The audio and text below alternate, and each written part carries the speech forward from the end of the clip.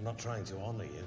I'm trying to get you to run my kingdom while I eat, drink, and haul my way to an early grave. Why would a king say something so brutal? The secret in this one phrase will transform your English, so watch until the end.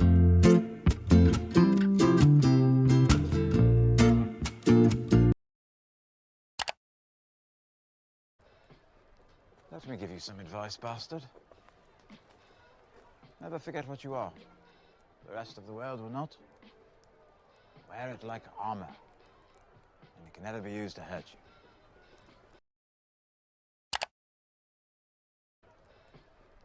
Let me give you some advice, bastard. Bastard. The word bastard is historically an insult for someone born to unmarried parents. However, Tyrion uses it here in a surprisingly empowering way. His tone isn't purely insulting. It's direct, pragmatic, and almost brotherly. He's reclaiming a word meant to cause shame and turning it into a point of identity and strength, a very advanced social and linguistic maneuver. He jokingly called his friend a lucky bastard after he won the lottery. It shows how the word can be used informally between friends to express envy or affection, completely shifting its tone from an insult to a term of endearment depending on the context and relationship. Not. Wear it like armor. Wear it like armor. This is a powerful metaphor, an original piece of advice that acts like an idiom. Wear it like armor means to accept a perceived weakness or a label that others use against you. By embracing it openly, you remove its power to hurt you, just as armor protects a knight from swords. It's about turning a vulnerability into your defense. She was teased for being shy, but she wore it like armor, admitting it with a smile, which disarmed everyone. It expresses the idea of accepting a personal trait so completely that no one can use it as a weapon against you. It's a statement of self-acceptance and strategic confidence. And it can never be used to hurt you. Used to hurt you. In this context, used to hurt you refers to emotional or social harm, not physical. Words, labels, and insults are often used as weapons to diminish someone's confidence or social standing. Tyrion's point is that the power of such weapons lies in the victim's shame. If there is no shame, the weapon becomes useless. This is a profound insight into the mechanics of social power. He knew his past mistakes could be used to hurt him during the campaign, so he addressed them first. It describes the strategic neutralization of a potential weakness. By taking control of the narrative, you prevent others from using your past to harm your present ambitions.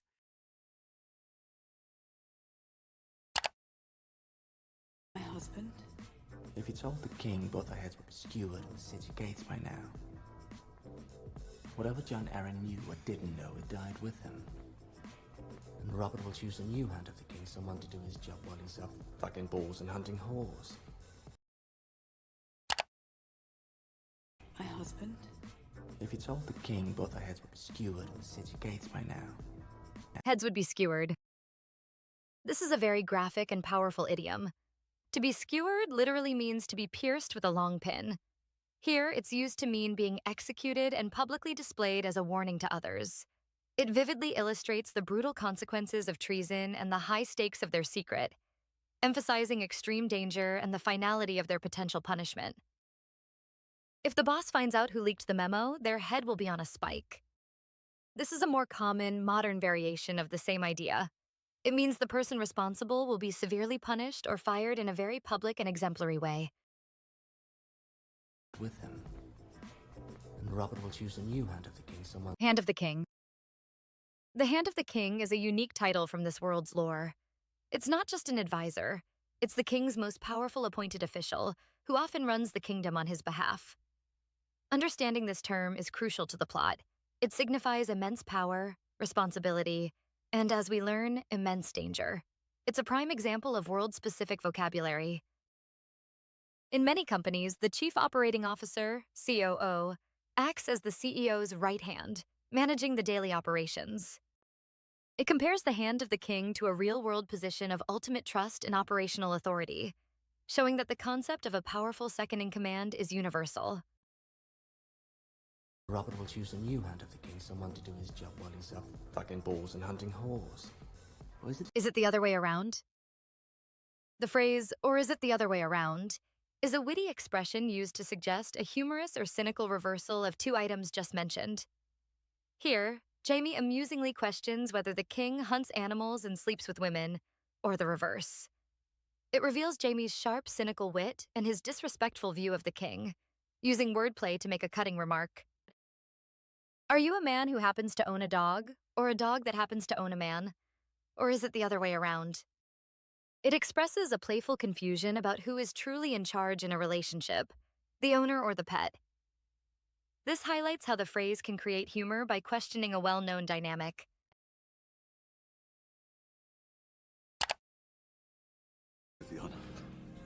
I'm not trying to honor you. I'm trying to get you to run my kingdom while I eat, drink, and haul my way to an early grave. Damn it, Ned, stand up. Worthy of the honor. I'm not trying to honor you. I'm trying to get you. I'm not trying to honor you. This line is a fantastic example of shifting tone from formal to brutally informal. To honor someone is a very formal, respectful act. King Robert uses this formal language only to immediately dismiss it. He strips away the pretense of royal formality and reveals his true, desperate, and selfish motive. This blunt honesty is a key part of his character and sets a very informal, demanding tone. Let's be clear, I'm not offering you a promotion to be nice. I'm doing it because you're the only one who can fix this mess. It shows a similar shift in tone in a business context. The speaker dismisses the positive appearance of the action, promotion, to state the real pragmatic reason behind it, creating a tone of direct and even blunt honesty. Run my kingdom while I eat, drink, and haul my way to an early grave. Whore my way to an early grave. This is a dark, powerful, and shocking idiom. An early grave means to die young. The structure to verb one's way to something means achieving it through that action. By saying he will whore his way there, he is using a shocking verb to describe a life of pure hedonism and self-destruction. He knows his lifestyle is killing him, and he says it with a mix of resignation and defiance. If you keep working 100-hour weeks, you're going to work your way into an early grave. It expresses the idea that a specific, repeated behavior will lead to a premature death. This example uses a more common verb, work, to highlight the same idiomatic structure and meaning.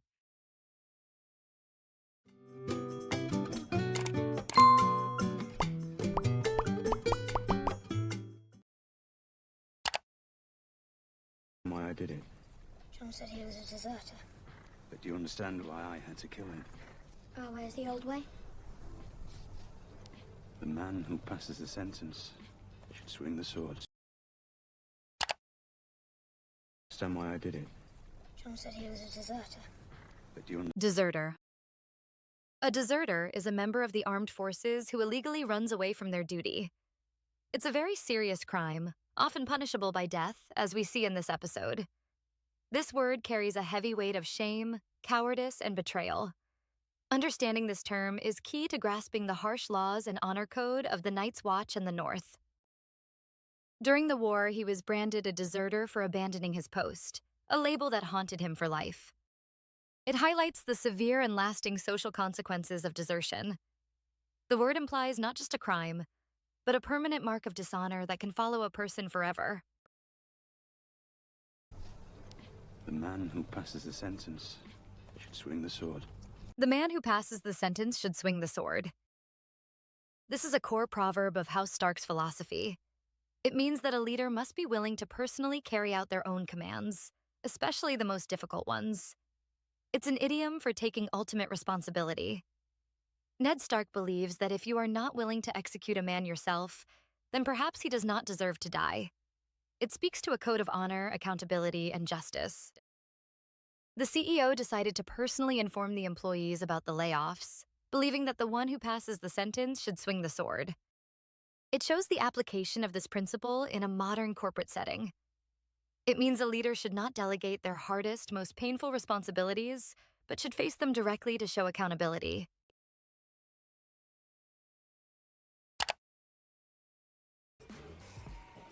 Why's your mother so dead set on us getting pretty for the king? It's for the queen, I bet. I hear she's a sleek bit of mink. I hear the prince is a right royal prick. Think of all those southern girls he gets to stab with his right royal prick. Go on, Tommy, cheer him good. He's never met a girl he likes better than his own. Why's your mother so dead set on us getting pretty for the king? Dead set on. The phrase dead set on is an idiom that means to be absolutely determined to do something. The word dead is used as an intensifier, like completely or totally. It implies a stubborn, unchangeable intention. The mother isn't just hoping they look nice. She is single-mindedly focused on it, suggesting it's extremely important to her. Despite the storm, he was dead set on going for his morning run. It expresses an extreme level of determination that ignores obstacles or common sense. The person's mind is made up, and nothing will change it. On us getting pretty for the king. It's for the queen, I bet. I hear she's a sleek bit of mink. A sleek bit of mink. This is a very specific and somewhat dated slang phrase. Sleek means smooth and glossy. A mink is an animal with luxurious fur, often used for expensive coats. Calling a woman a sleek bit of mink is a colloquial, objectifying way to say she is attractive, stylish, and has an air of expensive, luxurious beauty. It's not a common phrase today, which makes it an interesting piece of character dialogue. In old black and white movies, the detective might describe the rich client's wife as a real bit of mink. It shows that this type of slang belongs to a different era, often used to describe a certain type of glamorous, wealthy, and perhaps dangerous woman. It connects beauty with luxury and status. Go on, Tommy, cheer him good. Shear him good. To shear is a verb normally used for cutting the wool off a sheep. Using it for a human haircut is slang, a form of humorous exaggeration. It implies not just a haircut, but a very thorough and perhaps rough one, as if shaving off all his precious hair. Shear him good means give him a really intense haircut. After a month in the wilderness, he looked so hairy that his wife told him to go to the barber and get sheared. It expresses a funny comparison between a very hairy person and a sheep, using the verb shear to emphasize the need for a drastic haircut.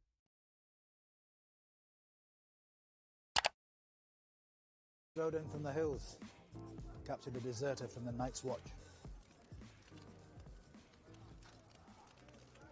Get the lads to saddle their horses. Do you have to? He swore an oath, can't. Law is law, my lady. Just rode in from the hills, captured a deserter from the Night's Watch. Night's Watch. The Night's Watch is a specific cultural and military order in the world of Game of Thrones. They are a brotherhood sworn to defend the realm from threats in the far north. Joining is a lifetime commitment, and desertion is punished by death. This is a key piece of world-building vocabulary that is essential for understanding the story's context and the characters' motivations. He decided to join the Foreign Legion, an elite military unit that requires absolute loyalty, much like the Night's Watch. It compares the Night's Watch to a real-world equivalent, helping to explain the concept of a sworn brotherhood with its own strict laws and lifelong commitments. He swore an oath, can't. Swore an oath. The phrase to swear an oath is a strong, formal collocation. It means to make a solemn, unbreakable promise, often in the name of a god or a king. You don't make an oath or do an oath. You swear it or take it. This specific verb-noun pairing emphasizes the gravity and sacredness of the promise made, which is why breaking it is such a serious offense. Before testifying in court, witnesses must swear an oath to tell the truth. It provides a real-world example of this collocation. This demonstrates how swearing an oath is a formal act that binds a person to their word in a legally or morally significant context. An oath, Cat. Law is law, milady.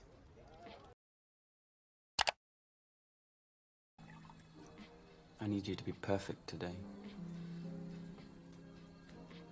Can you do that for me? You don't want to wake the dragon, do you?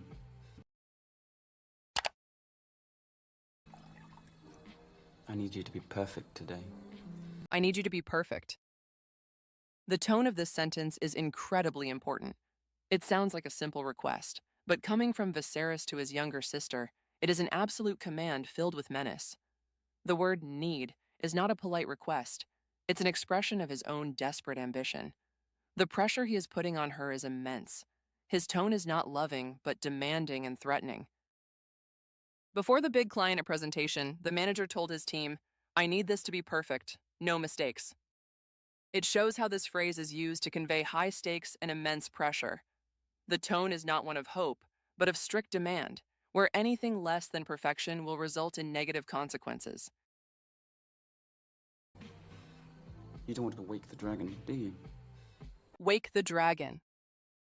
This is a chilling and powerful idiom. The dragon is a metaphor for Viserys' famously violent temper. To wake the dragon means to provoke him into a rage. It's a veiled threat, a way of saying, "Don't make me angry," but in a much more poetic and intimidating way. He is reminding her of his capacity for cruelty and what will happen if she fails to be perfect. He has a terrible temper when he's stressed, so whatever you do, don't wake the sleeping dragon. It expresses the idea of carefully avoiding a subject or action that is known to make someone furious. This common variation, wake the sleeping dragon, clearly means don't provoke the angry person. Hope you learned something cool today with English by Movie. Hit like, subscribe for more, and let's chat in the comments. Don't miss what's coming next. Bye for now.